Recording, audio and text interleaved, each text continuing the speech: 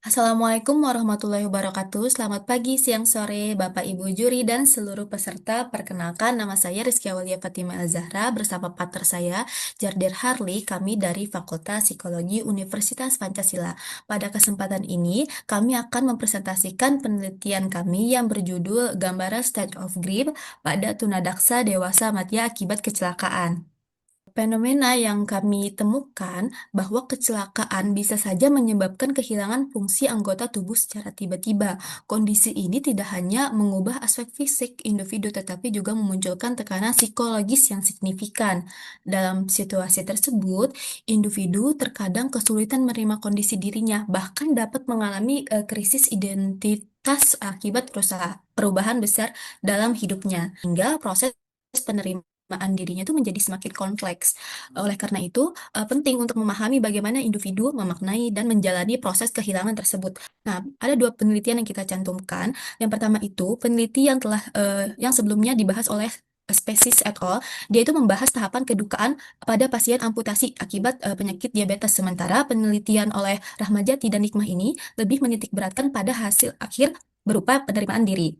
Namun, penelitian tersebut belum berfokus pada proses grief itu sendiri dan belum spesifik pada dewasa matinya akibat kecelakaan. Sehingga penelitian ini menjadi penting untuk memahami dinamika psikologis individu secara mendalam termasuk dalam konteks kehidupan modern saat ini. Dari adanya gap tersebut, maka dirumuskanlah permasalahan dan tujuan penelitian kami. Yang pertama itu, rumusan masalahnya, bagaimana gambaran stage of grief pada penyandang tunadaksa dewasa media akibat kecelakaan. Dan tujuan penelitian kami ini untuk mengetahui tahapan state of grief yang dialami individu, sehingga dapat memberikan pemahaman yang lebih utuh mengenai proses penyesuaian dirinya. Nah, sejalan dengan tujuan penelitian tersebut, penelitian ini juga menggunakan teori Kubler-Ross, yaitu 5 tahapan grief. Yang pertama itu denial, anger, bargaining, depression, dan acceptance. Tahapan ini tuh menggambarkan bagaimana individu tuh merespon kehilangan secara bertahap. Tahapan ini menunjukkan bahwa proses grief merupakan bagian penting dalam kesehatan mental individu. Namun, kita perlu memahami bahwa tahapan ini tuh tidak selalu berlangsung secara berurutan. Bisa jadi saat dia sudah bergaining, dia malah mundur lagi ke denial. Metode yang kita pakai dalam penelitian ini tuh menggunakan pendekatan kualitatif dengan metode fenomenologi yang bertujuan untuk memahami pengalaman subjektif individu secara mendalam. Subjek penelitian ini tuh terdiri dari 3 individu dewasa media penyandang tunadaksa akibat kecelakaan serta satu signifikan others. Data ini dikumpulkan melalui wawancara terstruktur, kemudian dianalisis melalui reduksi data, penyajian data, dan pada akhirnya penarikan kesimpulan. Selanjutnya itu terkait dengan hasil, yang dimana hasil ini didapatkan dari hasil wawancara mendalam terhadap ketiga partisipan yang merupakan tunadaksa dewasa media akibat kecelakaan. Penyajian hasil ini didasarkan pada kerangka yang sebelumnya sudah dijelaskan oleh Rizky Awalia melalui kerangka five stage of grief dari Kubler-Ross, yang dimana akan diawali dengan tahap denial dan diakhiri dengan tahap acceptance. Pada tahap denial, setiap partisipan awalnya mengalami fase penyangkalan yang dilakukan secara sadar maupun tidak sadar. Hal tersebut terbukti dari lampiran-lampiran hasil wawancara terhadap ketiga partisipan tersebut. Sebagaimana contoh, pada partisipan HA, ia awalnya tidak menyangka, namun sudah merasa. Hal ini menandakan dia menyangkal, walaupun dia sudah merasakan apa yang terjadi terkait dengan kehilangan kakinya, namun dia masih tidak menyangka. Lalu untuk partisipan J, dia awalnya menangis, lalu dia bertanya, kok jadi begini? Tadinya kan nggak begitu. Lalu untuk partisipan M, dia awalnya tidak menerima, dan hingga pada akhirnya partisipan M ini eh, pindah ke sebuah panti, akhirnya dia menerima karena melihat kehidupan di panti tersebut. Hal ini menandakan bahwa pada dasarnya setiap partisipan ketika menyadari atau pertama kali mengetahui terkait dengan kondisi fisiknya pasti akan mengalami penyangkalan terlebih dahulu sesuai dengan apa yang dikatakan oleh teori five stage of grief. Selanjutnya, setelah para partisipan ini mengalami penyangkalan saat pertama kali melihat kondisinya, mereka akan mengalami kemarahan terhadap kondisinya yang diisyaratkan dengan pelampiasan seperti marah atau iri terhadap orang lain. Nah, para partisipan rata-rata memproyeksikan kemarahannya terhadap lingkungan sekitar, keluarga, maupun pada dirinya sendiri. Pada partisipan AH, dia cenderung lebih sensitif. Hal ini terlampir dari hasil wawancara yang kami taruh di slide ini. Lalu untuk partisipan J, ia terlihat marah hingga saat ini dan kadang-kadang menyesal dengan apa yang terjadi pada dirinya. Untuk partisipan E, dia merasa iri dengan eh, temannya yang berada di panti tersebut. Lalu setelah ketiga partisipan ini mengalami kemarahan, mereka akan melakukan tawar-menawar sebagai bentuk harapan sementara guna meredam rasa sakit atau rasa sedih yang dialaminya. Pada partisipan AH membayangkan bahwa setahun 2 tahun mungkin masih akan sembuh. Terus partisipan J mulai menarik kesimpulan bahwa ini adalah sebuah teguran sebagai meredam rasa sakit atau kesedihan yang dialaminya. Untuk partisipan M, dia hingga saat ini, dari awal hingga saat ini masih berharap ada yang memberi kaki palsu agar terlihat seperti dahulu kala.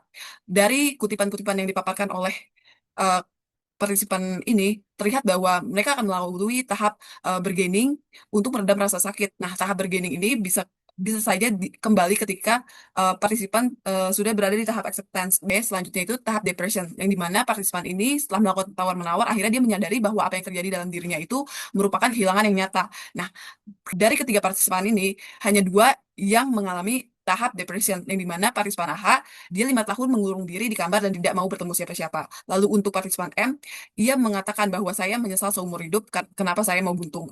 Dan dia menyatakan bahwa kehilangan yang paling berat itu adalah kehilangan kakinya. Setelah partisipan ini mengalami fase depression, ia akan menerima, mulai belajar menerima bahwa kehidupan yang telah berubah ini merupakan hal yang nyata dan mulai berdampingan. Lalu untuk partisipan M sendiri mulai mengasah kemampuannya di dalam panti dengan melakukan kegiatan pemijat yang bersertifikat. Selanjutnya terkait diskusi. Nah, dari ketiga partisipan itu dapat dilihat bahwa partisipan pertama yaitu HA mengalami seluruh tahapan dari five stage of grief itu sendiri. Nah, seluruh tahapan yang dilalui itu semua dipengaruhi oleh lingkungan sosial, yaitu dukungan panti dan pengalaman hidup, bagaimana dia memaknai bahwa itu merupakan sebuah kehendak Tuhan. Diri, ia sudah mengalami tahap denial, anger, dan bargaining. Namun untuk tahap depression dan acceptance berdasarkan hasil wawancara tidak ditemukan karena berkali-kali ketika wawancara ia selalu menyebut dia pengen kaki palsu untuk menyamarkan dirinya, dan ia menyebut kalau misalnya dia menggunakan kaki palsu dia bisa keliling kemana saja yang dia mau, dan tanpa kaki palsu akan terlihat cacatnya. Nah, hal ini dipengaruhi oleh lingkungan sosial juga. Mungkin lingkungan sosialnya kurang mendukung karena partisipan J ini mempunyai pengalaman yang buruk, sering diejek. Lalu untuk pengalaman hidupnya sendiri, partisipan J ini menyesal akan masa lalunya. Dan untuk keterlibatan aktivitas, ia masih terbatas karena keinginannya akan kaki palsu, bahwa ia berharap kaki palsu itu pasti akan membantunya dalam kehidupan sehari-hari. Nah, dengan demikian proses grief ini masih berlangsung untuk partisipan J dan belum mencapai tahap terakhir yaitu acceptance. Oke, selanjutnya terkait dengan partisipan 3 yaitu partisipan M yang sudah sama seperti partisipan HA sendiri yang sudah melalui tahapan stage of grief yaitu denial, anger, bargaining, depression hingga acceptance. Hal ini juga dipengaruhi sama seperti pasien HA, yaitu dipengaruhi oleh lingkungan panti, terus pengalaman hidup yang dimaknai sebagai pembelajaran dan teguran atas apa yang dia lakukan. Terus dia juga sudah mulai melakukan keterlibatan aktif dengan menyelesaikan apa yang terjadi, perubahan yang terjadi terhadap dirinya. Nah, temuan ini menandakan bahwa proses stage of grief itu tidak selalu berakhir pada tahap acceptance, karena setiap individu mempunyai dinamika dan faktor pendukung yang berbeda. Nah, dan dapat disimpulkan bahwa stage of grief ini tidak bersifat linear atau tidak bisa beruntun. Kadang saja partisipan yang sudah mencapai tahap acceptance seperti partisipan M bisa kembali ke tahap bargaining. Lalu untuk partisipan J bisa saja dia sudah sampai tahap bargaining lalu dia kembali lagi ke tahap anger. Dengan demikian, berdasarkan hasil wawancara dan observasi terhadap ketiga partisipan, dapat dikatakan bahwa proses kedukaan tidak terjadi secara instan, melainkan membutuhkan waktu, proses psikologis yang mendalam, serta dukungan yang memadai. Nah, temuan ini juga dapat memberikan implikasi bagi tenaga profesional yang mendampingi tunadaksa untuk menerapkan intervensi secara personal dan memfasilitasi kegiatan-kegiatan yang produktif guna membantu melalui tahap grief atau kedukaan itu sendiri. Dengan demikian, presentasi terkait dengan penelitian kami.